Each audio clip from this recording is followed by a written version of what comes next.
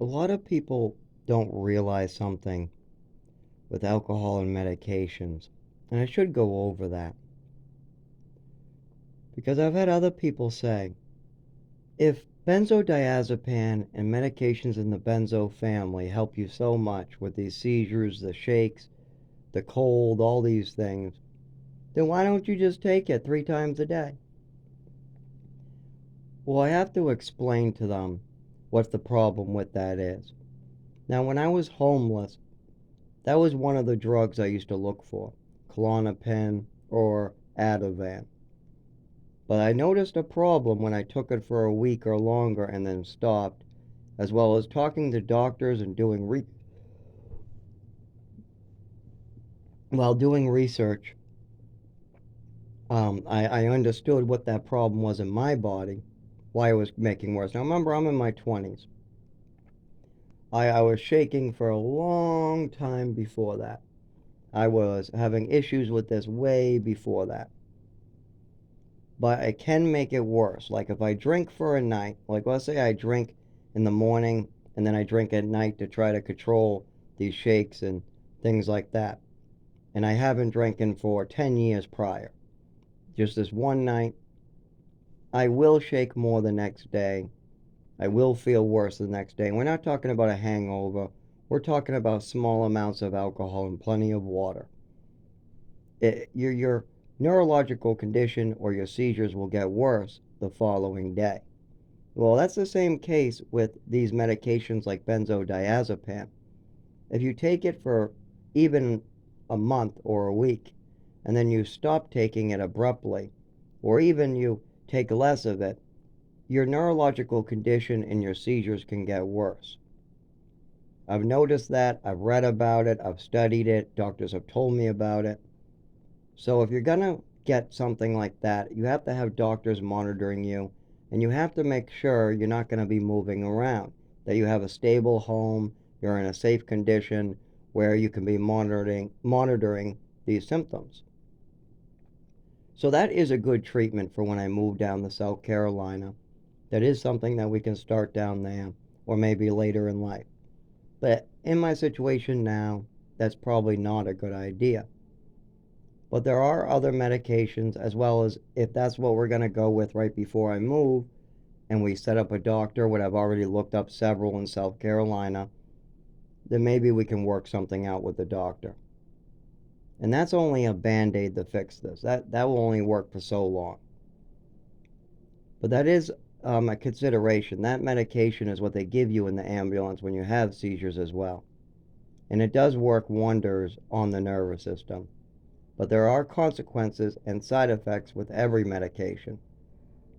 Now, I'm sure you heard me mention in these videos that my father likes to drink a lot at nighttime. My mother went out of control with it. My father does seem to have control of his drinking. He doesn't get violent.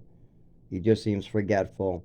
And he does it on a regular basis. It's not like he stops drinking for a week. No, it's an everyday occurrence. Now, when you drink every day for years on end, I'm not sure if people realize this. If you stop, alcohol and benzos are the only withdrawals that can kill you. If you stop drinking suddenly, after 20 years of drinking, you will experience shakes. You will experience vomiting and horrible nervous system disorders. And if your seizures get real bad, it can kill you. I was in a detox with a guy who used to drink about, I don't know, he liked the gin. He really liked the gin, and he liked, what was the other one? It was some weird drink I never heard of that was like flavored.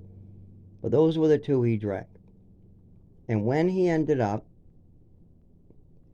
getting clean, it was the most brutal thing I ever saw. And they really monitored him. He got a special room. They checked on him specially because they were worried about his safety and his life. Now, the other drug that can do that, that can actually kill you if you stop suddenly, is benzodiazepines. If you take these benzo medications for long periods of time and then stop abruptly, it can kill you. And that's for somebody with no disorders. That's just a regular addict. This is a homeless person with nothing wrong with them taking these meds to get high every day, or maybe just a doctor prescribes them 3 a day and then they move to another city or something and then they stopped abruptly. They will experience seizures, shakes, and they could possibly die. There's many recorded cases of people dying from alcohol and benzo withdrawal. It's one of the only drugs that you can die from withdrawals with. I mean, you can die actually from getting clean on those. You take them for 20 years, then you decide to get clean, and boom, these people die. They get really hurt. Now, I've watched this in detoxes. Luckily, I got clean off alcohol a long time ago. A long time. We're talking like 8 years. And then I just sipped it here and there. So I don't have to worry about that. But it does look like the doctors are going to want me to take benzodiazepam when they have this diagnosis for me. That's usually one of the medications that they use to treat neurological conditions that cause seizures, shakes, stuff like that. And I am very worried about starting to take that on a daily basis and then moving to another state with a warmer climate. So to handle that, we're going to try safer neurological medications like that oxazepine.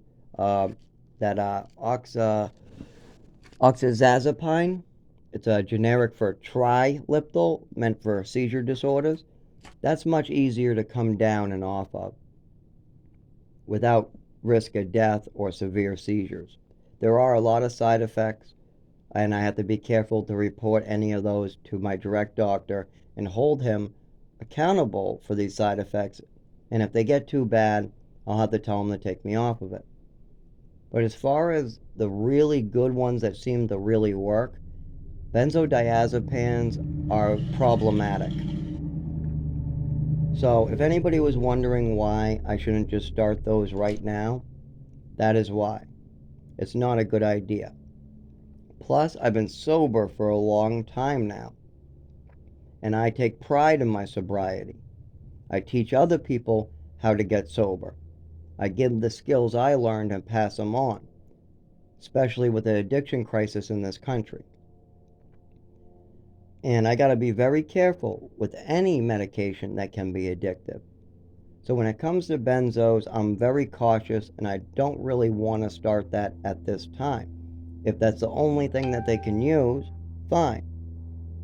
But we haven't even got a diagnosis yet. So when we have a diagnosis, I'm sure there's a whole list of medications that are safer for me to take that we can try with less side effects. And I really suggest anybody mixing these two meds, like alcohol and benzodiazepam, to tell their doctor they're mixing these drugs, because if they stop them, bad things can happen to them. I highly suggest you report any drugs you're putting into your body to your doctor, to your family, and be very careful. Be very, very careful. Because mixing those two drugs makes both of them more potent. It makes the alcohol more potent, and it makes the benzodiazepam more potent. And it can be very dangerous. I know a couple people in my family that are doing that, and I'm very worried about their safety. And I'm also worried about my own safety with these seizures not being treated. That's why I'm working so hard to get a diagnosis. But like I said before, when people try to push their own narrative, that can interfere with other people's real problems. And it's going to take me a long time to figure out how to move forward with this, but I will continue working hard. I will continue doing the right thing. And I hope some people have learned from what I'm saying. I hope some people understand how these medications like alcohol can affect you. Benzodiazepam as well. There's a lot of drugs. If you want a list of drug side effects and what it can do to you, I'm the man to talk to. I've got a degree in addiction. I've been to so many treatment centers that they actually do classes and things like that. And they even give you little diplomas and things so you can get a job. Now, I've lost these little diplomas, but they still stand. I still took the classes, and I know what I'm talking about. I really do. And anybody willing to speak to me or wants to speak to me about these type of things, I'm happy to help. I'm happy to do a discussion of what you might be able to help you. Now, mostly I tell you to go see your doctor and consult a doctor, and that I'm not a medical professional. But if you just want some advice to bring down to your doctor, I'm happy to give it.